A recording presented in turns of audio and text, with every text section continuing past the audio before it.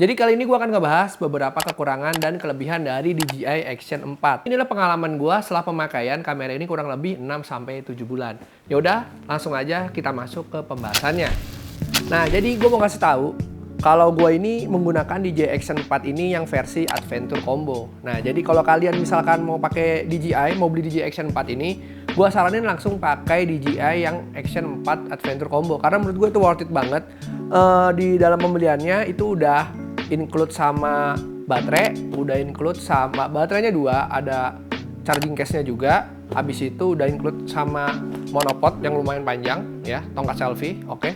Dan habis itu juga jauh lebih murah dibanding kalian harus beli eceran. Oke, sekarang langsung aja kenapa gue suka DJI Action 4 ini. Nah, jadi ini dia kameranya. Yang gue suka dari DJI Action 4 ini yang pertama yaitu dari segi mudahnya. Jadi menurut gue ini user friendly banget. Gue sebelumnya user GoPro, sebelumnya gue pernah pakai GoPro Hero 4 dan Hero 7. Dan abis itu gue nggak mau upgrade GoPro lagi, gue langsung upgrade ke DJI Action 4. Yang gue suka tuh DJI Action 4 ini tuh mudah banget di operasionalnya. Terus kayak dari segi UI-nya, tampilannya itu lebih simple, lebih gampang ketimbang pakai GoPro yang settingannya mungkin menurut gue dilihatnya kurang enak. Ini tuh lebih simple. Kalau kalian baru pakai DJI, gue yakin pasti langsung bisa. Oke, lanjut. Yang kedua, yang gue suka banget dari DJI Action 4 ini, yaitu dari segi baterainya. Oke, jadi buat gue yang suka traveling, ini sangat ngebantu banget. Contohnya kayak ini. Ini adalah charging case-nya dari DJI. Kalau kalian beli Adventure Combo kayak gue, kalian bakal dapetin ini, casing baterai ya, casing baterainya. Sama ada slot untuk baterai-baterainya ini. Ditambah di ujung sini bisa kalian isi buat memori ya. Dan yang menurut gua ngebantu banget ya ini, karena kita jadi yang misalkan naruh baterai suka berantakan gitu, karena ada casing ini, itu jadi semuanya baterainya terorganisir, dan ditambah kita nggak perlu ribet-ribet bawa dock charger 3 mungkin buat ngecolokin, karena di sini udah ada colokannya, pakai Type C, kalian tinggal colok aja ke sini, langsung tiga-tiganya kecas. Dan habis itu kenapa menurut gua ini baterainya ngebantu banget, karena dari fitur DJI ini dia udah fast charging ya. Kalau kalian menggunakan Type C yang mungkin colokannya juga udah fast charging, itu menurut gua ngebantu banget. Misalkan kalian pakai GoPro, misalkan kalian baterainya mau sekitar 80% atau sekitar 100%, itu kurang lebih ngecas itu harus 2 jam ya. Sepengetahuan gue itu ya, kalau salah tolong dikoreksi. Tapi kalau kalian pakai DJI, karena ada fitur dari fast chargingnya, kalian cukup ngecas kurang lebih sekitar 30 menitan, kalian ngecas itu udah 80%. Nah, buat gue yang suka traveling itu sih ngebantu banget. Contohnya misalkan baterai gue habis, ya kan, gue lagi di warung mau istirahat, kasarnya untuk mau makan lah gitu. Gue lagi makan, misalkan ininya dicas setengah jam, beres makan baterai udah penuh dan bisa lanjut ngonten lagi. Dan itu menurut gue salah satu keunggulan dari DJI. Oke, lanjut. Nah, selanjutnya yang gue suka dari DJI Action 4 ini yaitu dari segi kualitas gambarnya. Ya walau dibilang DJI Action 4 ini itu nggak punya 8K, nggak punya 5,3K yang kayak di kamera-kamera lain. Kayak misalkan GoPro ada 5,3K dan Insta-Ace Pro punya 8K. Tapi DJI ini 4K, 4K menurut gue itu udah cukup banget ya. Karena menurut gue penggunaan di Indonesia ini yang pakai 4K juga jarang. Contoh deh, kalian kalau nonton YouTube pasti mentok di 1080 kan, nggak di 4K. Tapi ya lebih baik lagi kalau kalian resolusinya lebih tinggi, karena nanti pas proses editing itu jadi lebih gampang. Nah, makanya menurut gua untuk di 4K ini udah lebih dari cukup. Makanya kenapa gue pilih ini, ya balik lagi kualitas gambarnya lebih bagus. Jadi keunggulannya selain itu dia ada di warnanya ya. Jadi si DJI Action 4 ini dia ngeluarin D-Lock ya, jadi locknya dia, kalau DJI namanya D-Lock. Nah, terus ditambah ini udah 10 bit. Nah, DJI D-Lock ini menurut gue itu sangat ngebantu banget saat editing. Jadi pas diedit itu gambarnya lebih gampang diubah. Ini menurut gue ya. Sedangkan kalau pakai GoPro menurut gue kurang enak warnanya. Gue lebih suka pakai DJI Action 4 ini. Selanjutnya yang gue suka dari DJI Action 4 ini yaitu dari segi ekosistemnya. Jadi emang bisa dibilang brand DJI ini mirip-mirip sama produk Apple. Mereka selain ngejual barang-barang yang bagus, mereka juga jual ekosistem. Jadi misalkan kalian udah punya DJI Action 4 ini, habis itu kalian punya mic wireless, misal mic wireless yang kayak gue ini. Nah, misalkan kalian punya mic yang sama-sama dari DJI, contohnya DJI Mic 2 yang kemarin baru keluar, kalian itu nggak perlu lagi pakai receiver ditaruh di atas DJI Action Cam-nya.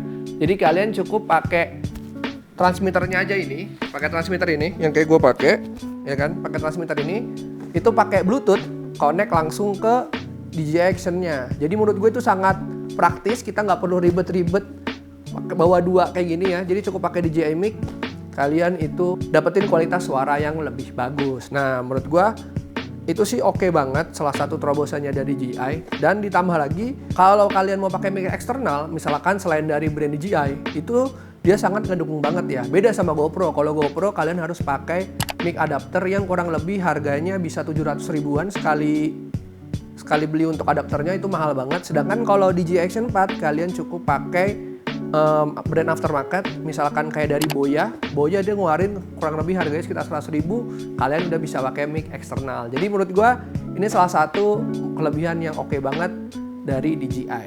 Nah, selanjutnya yang gue suka dari DJI ini, sebelumnya kan gue user GoPro ya. Jadi kalau gue pakai GoPro, waktu itu sempat ngerasain yang namanya overheat ya, ketika nge-shoot di 2,7K gitu, misalkan nge-shoot di beberapa kali, misalkan shootnya lama, itu akan mengalami isu overheat, ada notifnya di kameranya. Tapi selama gue pakai DJI Action 4 ini, gue nggak pernah ngalamin isu yang namanya overheat. Dan walaupun panas, tapi nggak panas banget dan masih bisa nge-record. Gue pernah nge-record, itu kurang lebih pakai 4K 30 atau 60, gue pernah nge-record.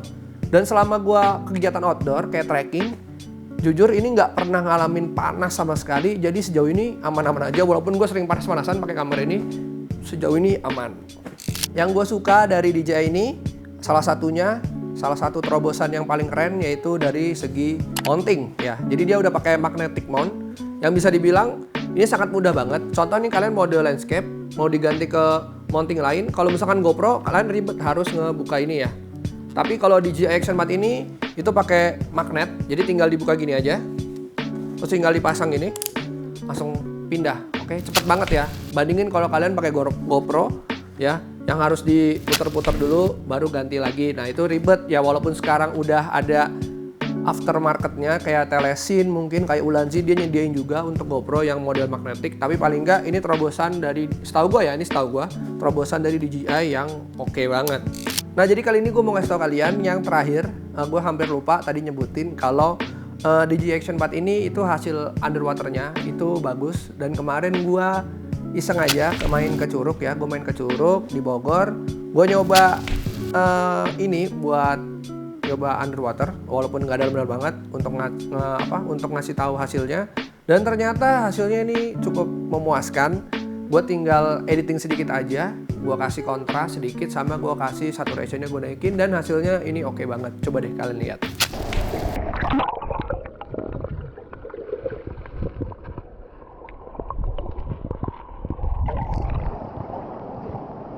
Kalau dari tadi gue cuman bahas tentang kelebihannya, apa yang gue suka, dan gak afdol kalau gue nggak bahas apa kekurangan dari kamera ini ya. Namanya sebuah gadget, pasti ada kelebihan, ada kekurangan. Dan kali ini kekurangannya yaitu yang gue rasain di DJI Action 4 ini, yaitu dari segi low light ya. Walaupun ini sensornya udah naik dari seri sebelumnya, seri 3 ke seri 4 ini sensornya kan udah naik kan. Nah itu walaupun udah naik, tapi kalau di malam menurut gua hasilnya masih kurang memuaskan. Kalau dibilang bagus, udah cukup. Tapi kalau gua rasanya masih kurang. Karena di atasnya DJI ini masih ada yang lebih bagus, yaitu Insta-Ace Pro. Karena dia sensornya jauh lebih tinggi, udah 1 inch. Jadi dia nangkap low light-nya lebih bagus. Tapi ya, gua sejauh ini jarang pakai kamera ini untuk nge-shoot malam. Jadi menurut gua kekurangannya itu nggak masalah sih buat gua.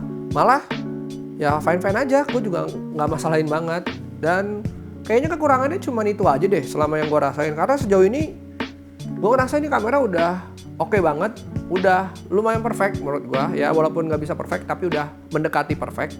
Dan mungkin segitu dulu aja untuk pembahasan kali ini. Ini dia insight yang gue bisa kasih kalian setelah pemakaian 6-7 bulan dari gue beli DJI Action 4 ini. Dan mungkin itu aja, jangan lupa dibantu like, komen, dan juga di subscribe. Sampai jumpa di video selanjutnya. Bye-bye.